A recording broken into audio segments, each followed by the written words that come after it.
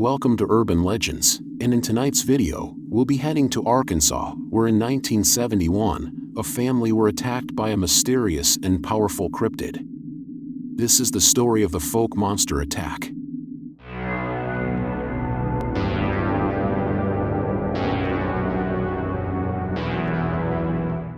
At midnight on May 1, 1971, a young lady named Elizabeth Ford was fast asleep on the sofa in the front room of a house in Texarkana.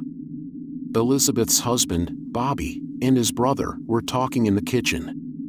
Elizabeth had opened a small window above her, and she was woken up by a strange noise coming from outside. The house was surrounded by very dense forest, but the sound that she heard was creaking, and it was close. She was alarmed when it sounded as if it was coming from right outside of the house, but her curiosity got the better of her, and she sat up to have a look out of the open window, which was protected by a mesh screen. For a moment, she saw nothing, but then suddenly an enormous dark shape jumped up at her and swiped at the screen with its large hand, ripping the mesh in the process. She screamed, and Bobby immediately came into the lounge with his brother, asking Elizabeth what was wrong. In a state of shock and confusion, she said that there was a bear outside. Bobby told her to get off the sofa and stay well away from the windows. Then he and his brother loaded their shotguns and headed outside. They stood on the porch and scanned the entire area with their flashlights, looking for any sign of this animal, but they couldn't see anything. Both Bobby and his brother were experienced hunters, and they agreed to split up and scan the entire perimeter of the house, then meet up at the back. 10 minutes later, when the brothers met each other, neither had seen anything unusual, so together, they went further out, up to the tree line, and did a full swoop, but again, they couldn't find any sign of the animal, so they walked back to the porch to decide what they should do next. Whilst they sat there, talking about what had happened, and bear behavior in general, Bobby and his brother came to the conclusion that regular bears would not attack buildings and structures unprovoked, and this level of aggression was highly unusual. Eventually, they decided that for the safety of the local population, and themselves and their family, it would be best to hunt the bear and destroy it.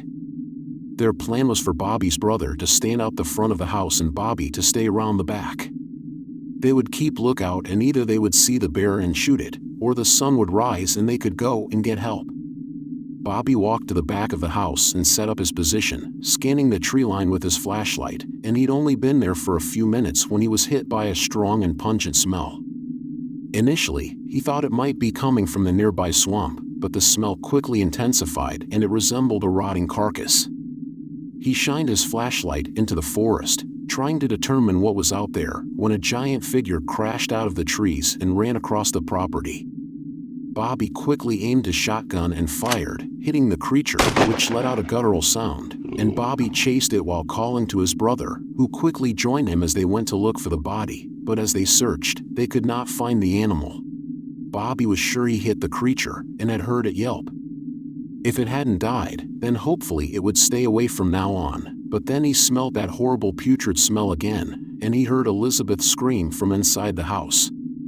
The two men rushed to the porch, but Bobby's brother shouted to stop, as he had seen that the creature was waiting there on the steps.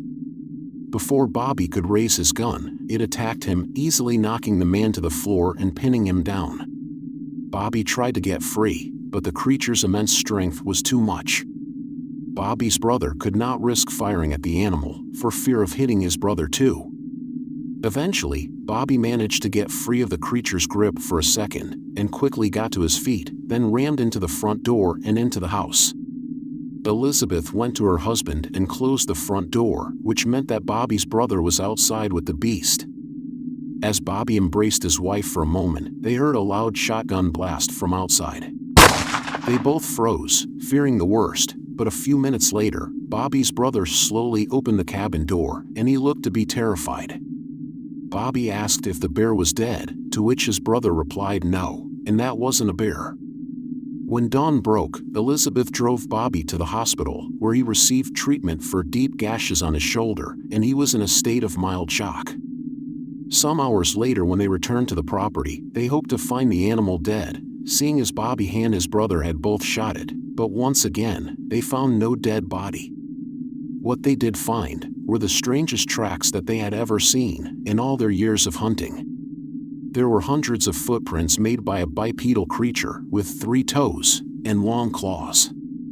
When the police arrived, they were just as perplexed as Bobby and his brother, but they could not ignore the evidence surrounding them and made plaster casts of some of the footprints. Bobby's brother had gotten a good look at the creature, and he described it as being over 7 feet tall, with red glowing eyes, reddish-brown fur, a powerful build, and the ability to run very fast. Also, it had been shot twice, and this seemed to not affect it in the least. When word got out of the attack, the people of Fouke knew exactly what this creature was. For centuries, they had told stories of a strange humanoid ape that roamed the forests and swamps of southwest Arkansas. They referred to this creature as the Fouke Monster, or the Boggy Creek Monster. They said it walked on 2 legs, and that it was fast and strong and agile. Quite often this creature would steal livestock and pets for a quick and easy meal. Although there had been reports of it attacking people before, nobody in the town had experienced an attack like the one that Bobby Ford and his family had endured, where the animal actually tried to break into a house. The incident began to attract substantial interest after news spread about the Ford sighting. Only days later, a carload of witnesses reported seeing a large bipedal ape crossing Highway 71 during the day, and the Arkansas radio station, KAY, posted a $1,090 bounty on the creature. Several attempts were made to track the creature with sniffer dogs, but they were unable to follow its scent for long in the forest. From that night in 1971, skeptics have tried to look for a rational explanation of the animal's identity, and these range from a bear all the way to a large feral pig. Although it was dark and the creature was quick, Bobby Ford and his brother were seasoned hunters and would have been able to recognize regular animals such as these. Bobby's brother said that the creature was not a bear. It stood over 7 feet tall and ran on 2 legs. While bears can certainly rear up on their hind legs, they are not known to run on them. The footprints, which were studied after being taken, also matched no known animal on record.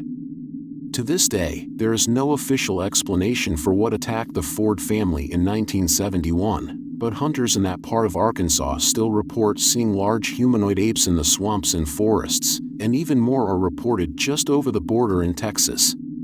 Do you think this creature was a type of Bigfoot? Or was it just a case of mistaken identity?